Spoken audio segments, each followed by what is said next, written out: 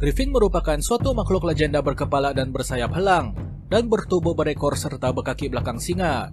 Memenangkan helang lazim dianggap sebagai raja segala burung, sementara singa pula didedangkan sebagai raja segala haiwan, maka Griffin dianggap sebagai satu makhluk yang amat berkuasa dan memiliki kemegahan tersendiri. Pada zaman penguasaan Empire Parsi, Griffin dilihat sebagai makhluk pelindung dari kejahatan, kerja-kerja sihir dan hasad fitnah. Walaupun Griffin sering dilihat pada jata-jata di zaman pertengahan, pada hakikatnya, asal-usul makhluk ini boleh dijejak pada rentang masa yang jauh lebih lama. Sebagai contoh, sejarawan masyhur dari Yunani yang bernama Herodotus pernah menulis, namun di utara Eropa, terdapat wilayah yang penuh dengan emas.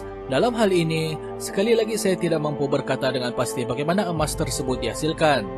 Namun, dikatakan bahwa lelaki bermata satu yaitu Arismaspian mencuri emas itu daripada sejumlah Griffin. Apapun, saya tidak mempercayai hal ini, yaitu terdapat seorang lelaki bermata satu yang memiliki sifat dan ciri yang bersalahan dengan manusia lain. Akan tetapi, wilayah-wilayah jauh itu apabila ia meliputi kawasan-kawasan lain secara menyeluruh, cenderung bahwa ia memiliki barangan yang kita anggap sebagai barangan terbaik dan langka. Herodotus the Histories.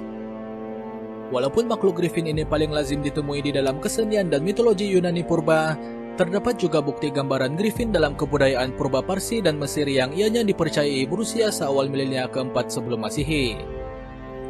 Di Pulau Crete, Greece, para arkeologis pernah menemukan gambaran Griffin pada lukisan-lukisan dinding di ruangan singgasana, Istana Knossos di zaman Gangsa sekitar abad ke-15 sebelum Masehi.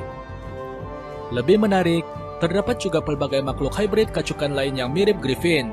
Misalnya, Lamassu adalah makhluk mitos bagi masyarakat Assyria yang berkepala manusia, berbadan singa ataupun kerbau dan bersayap helang.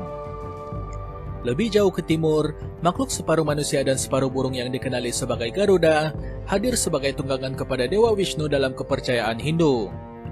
Berkemungkinan, daya tarikan yang wujud dalam makhluk-makhluk hybrid sebegini adalah karena yang membenarkan manusia menggabungkan sifat-sifat terbaik dari pelbagai makhluk ke dalam satu makhluk ulung, sekaligus membenarkan simbolisme yang memikul maksud yang agak mendalam dilekatkan pada sosok makhluk tersebut.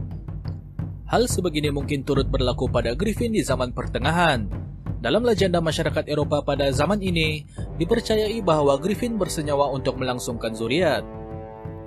Apabila salah satu daripada mereka mati, maka yang lain akan meneruskan hidup tanpa mencari pasangan yang baru. Hal ini membawa kepada dakwaan bahwa Griffin digunakan oleh pihak gereja sebagai simbol penentangan terhadap budaya perkawinan semula.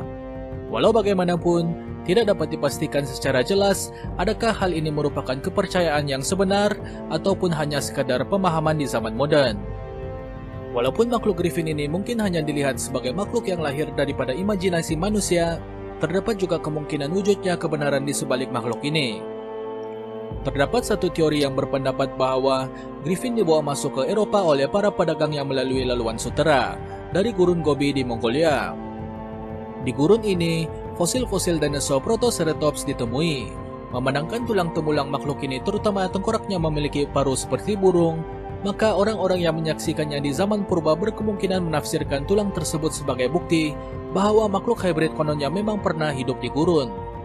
Walau bagaimanapun, sejarawan mendapati bahwa kisah berkenaan Griffin telah pun wujud sejak sebelum laluan sutra ditemui lagi. Mungkin hal yang sebaliknya yang berlaku, di mana kisah Griffin inilah yang membuatkan para pedagang menafsirkan fosil Protoceratops sebagai suatu makhluk legenda. Walau apapun asal-usulnya, Griffin tetap merupakan sebahagian daripada kebudayaan manusia buat tempo masa yang sangat lama, dan ianya kekal sehingga ke hari ini, sebagaimana yang dapat dilihat menerusi logo sekolah, maskot, dan bahkan literasi masyhur. Griffin khususnya dan makhluk-makhluk hybrid daripada mitos lain umumnya kelihatan akan terus hidup buat jangka waktu yang cukup lama, diwarisi dari generasi ke generasi.